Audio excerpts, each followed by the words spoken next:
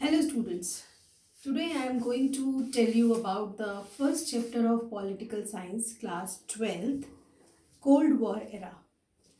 आप लोगों को बहुत अच्छे से पता होना चाहिए कि पॉलिटिकल साइंस की ये दोनों books Indian as well as world politics को डिस्कस कर रही हैं और इनका पीरियड स्टार्ट होता है सेकेंड वर्ल्ड वॉर के बाद 1945 से। तो हमारा जो फर्स्ट चैप्टर फर्स्ट बुक का वर्ल्ड पॉलिटिक्स का है उसका first chapter cold war era है। तो आज मैं आप लोगों को इसके बारे में थोड़ी डिटेल में बताने जा रही हूँ। आप लोग इसको सुनिए और जहाँ पर भी आपको डाउट हो आप वो डाउट्स पर स्टार बना के रख लीजिएगा अपनी बुक में। So it is about cold war कि बेसिकली कोल्ड वॉर होता क्या है। इस चैप्टर को समझने से पहले थोड़ी सी ब्रीफिंग ये भी ज़रूरी है कि जब second world war Hiroshima Nagasaki bomb के बाद रुक गया उसके बाद ये ज़रूरी हो गया था कि वर्ल्ड पॉलिटिक्स में इस बात को समझा जाए कि वर्ल्ड अब किसी भी हालत में दोबारा से किसी और वर्ल्ड वॉर के लिए तैयार नहीं है। तो ऐसी कौन से काम, ऐसे कौन से इवेंट्स या ऐसी कौन से एग्रीमेंट्स हमारे सामने आ रहे हैं वर्ल्ड पॉलिटिक्स में जिसकी वजह से पिछले 60 से 70 सालों के बीच में किसी भी तरीके की कोई वर्ल्ड लेवल वॉर नज़र नहीं आई। Apart from discussion this is like a contradiction कि कोरोना ने हम लोगों को वर्ल्ड वॉर मेडिकल स्टेज पर लाकर खड़ा कर दिया है। So students get ready for this. अगर आप अपनी बुक साथ में रखेंगे तो आपके लिए थोड़ा सा इजी हो जाएगा। फर्स्ट चैप्टर में अगर चैप्टर का नाम कोल्ड वॉर इरा है तो हमें ये अच्छे से पता होना चाहिए कि कोल्ड वॉर बेसिकली कहते किसे हैं। इसे एक वन लाइनर टैग लाइन बोला जाए तो हम करेंगे अबाउट टू वॉर, कि वॉर की कंडीशन हमेशा तैयार रहती है लेकिन होती नहीं है।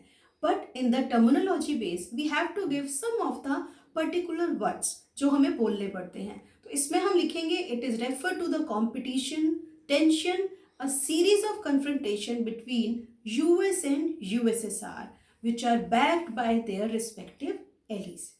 It is not simply a matter of power rivalries, it is not simply a military alliance, it is not only a balance of power, but it is also accompanied by a real ideological conflict as well as differences over the best and the most appropriate way of organizing political, economic and social life. यहाँ पर हमें ये ध्यान रखना पड़ेगा कि मैंने एक वर्ड यूज किया यूएस और यूएसएसआर। तो मैं आपको क्लियर करना चाहूंगी कि कोल्ड वॉर एरा 1945 में जब स्टार्ट हो रहा है तो वर्ड जो था वो दो पार्ट्स में डिवाइड हो गया। एक वहां पर जहां पर लीडरशिप की क्वालिटी लेकर यूएस खड़ा था वेस्टर्न अलायंस लेकर, और दूसरी तरफ यूएसएसआर खड़ा था ईस्टर्न अलायंस लेकर। वेस्टर्न अलायंस की जो आइडियोलॉजी थी that was based on liberalism, democracy and capitalism, and इनका एग्रीमेंट नेम था NATO, North Atlantic Treaty Organization. दूसरी तरफ हमारे पास था ईस्टर्न अलायंस जिसको हेड कर रहा था यूएसएसआर और जिसकी आइडियोलॉजिकल अप्रोच थी सोशलिज्म एंड कम्युनलिज्म, और साथ ही साथ कम्युनिज्म के साथ इस पैक्ट को बोला जाता था वर्साई पैक्ट। तो ये इंफॉर्मेशन अगर हम अपने पास रखते हैं तो हमारे लिए एक पर्टिकुलर क्वेश्चन भी तैयार हो जाता है। What do you understand by cold war era and what are the two ideologies emerged after cold war second world war. So this is the one point which I have clear to you. Second point is this कि वो कौन सी जगहें थी या कौन सी ऐसे places थे जहां पर कोल्ड वॉर एरा का हमें नजर आता है कि उस पीरियड में कहाँ कहाँ पर हमें एरिनास देखने को मिले जहां पर यूएस और यूएसएसआर ने आमने सामने एक दूसरे को कन्फ्रंट तो किया बट बहुत ही स्मॉल स्केल पर। तो सबसे पहला टॉपिक हमारे लिए आ जाएगा क्यूबन मिसाइल क्राइसिस, जिसके बारे में हमें बहुत अच्छे से पता होना चाहिए कि Cuba was one of the island which was situated in US eastern coast. लेकिन क्यूबा जो है वो फॉलो करता था सोशलिज्म की आइडियोलॉजी को, कम्युनिस्ट आइडियोलॉजी को। तो ये अमेरिका के लिए एक बहुत बड़ा चैलेंज था। और उस पर सेकेंड पॉइंट कि जब वहां पर यूएसएसआर के प्रेसिडेंट निकिता क्रुश्चेव ने अपने मिलिट्री ऑर्गेनाइजेशन को ऑर्डर देकर वहां पर एस्टेब्लिश करवा दिया एक अपना मिलिट्री बेस। और जब ये बात अमेरिका के तक पहुंची कि वहां पर यूएसएसआर का मिलिट्री बेस एस्टेब्लिश होने जा रहा है तो it was like a direct threat to US. So इस पर्टिकुलर चीज को लेकर अगर वॉर होती तो that was definitely a nuclear war, but it has been adjusted with the talks. तो no war war, talk talk, वो वाले आइडियोलॉजी को अडेप्ट करके यूएसएसआर और यूएस के बीच में मिलिट्री अलायंस को बनाया गया और इस क्यूबन मिसाइल क्राइसिस से हटा गया। अगर ये नहीं हटता तो डेफिनेटली हमारे लिए वॉर जोन एक दोबारा से तैयार हो जाता और हमें इसको फेस करना पड़ता। उसके बाद हमारे पास आ जाता है डिफरेंट शूटिंग वॉर्स, जो थोड़ी थोड़ी चीजों को लेकर वर्ल्ड वॉर को ना जगह देकर सिर्फ छोटी छोटी जगहों पर हुई। तो डायरेक्ट कन्फ्रंटेशन में हमारे सामने कोरिया 1950-53, बर्लिन 1958-62 और कॉन्गो 1960s में नजर आता है, जहां पर यूएसएसआर और यूएस का आमना सामना छोटी छोटी वॉर्स के बेस पर हुआ।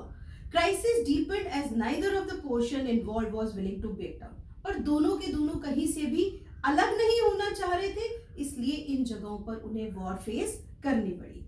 इसी के साथ साथ एरिनास को जब हम डिस्कस करते हैं तो हमें ये बात अच्छे से पता होनी चाहिए, these are basically small confrontation and lives were lost in some areas, but the world was spared a nuclear and global hostilities. It means arenas of war का मतलब ये था पूरे वर्ल्ड को इनकी वर्ल्ड वॉर न्यूक्लियर वेपन्स की strategy को follow नहीं करना पड़ा या वो बच गए।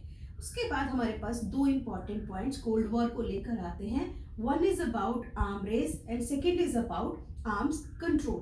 तो आर्म रेस का मतलब ये था कोल्ड वॉर पीरियड में दोनों के दोनों राइवलरीज जो थे वो किसी भी तरीके से लगातार एक दूसरे के सामने नहीं आ रहे थे, बट न्यूक्लियर वेपन्स अपने अपने लेवल पर तैयार कर रहे थे। They were having a very good stock of arm race.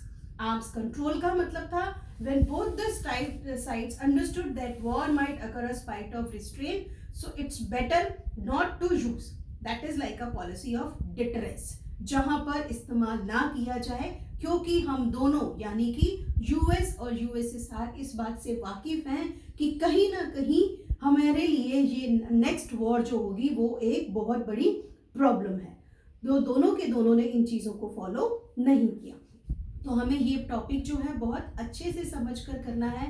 जब हम डिफरेंट ट्रीटीज की बात करते हैं तो हमारे सामने limited test ban treaty, nuclear non proliferation treaty, anti ballistic missile treaty, बहुत सारी ऐसी ट्रीटीज आएंगी जहां पर ये दोनों के दोनों देश अपनी लीडरशिप के अंडर न्यूक्लियर वेपन्स को लेकर कंट्रोल की बात कर रहे हैं।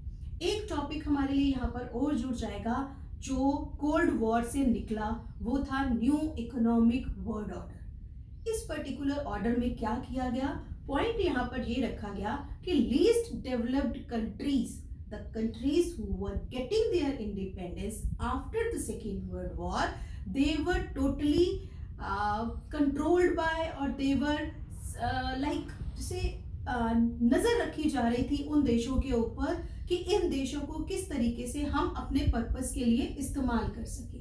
तो इस लेवल पर इन कंट्रीज के सोर्सेज को यूज करना, इनके साथ अलायंस एस्टेब्लिश करना, इनके पास रहकर दूसरी कंट्रीज, आसपास की कंट्रीज पर कंट्रोल रखना और यहाँ पर मिलिट्री बेस एस्टेब्लिश करना एक मेन पर्पस था। लेकिन सोचने वाली बात यह है कि एलडीसीज को इसमें क्या मिलना था? Yes, they were getting basically economic and technological support from the main countries like US or USSR. So friends, this is the one part of my chapter which I have done with you. I believe अगर आप इतने ही chapter को अच्छे से पढ़ लेंगे तो definitely आपको इस चैप्टर में कोई डाउट नहीं आएगा। So all the best. I will definitely catch up you as early as possible. Thanks.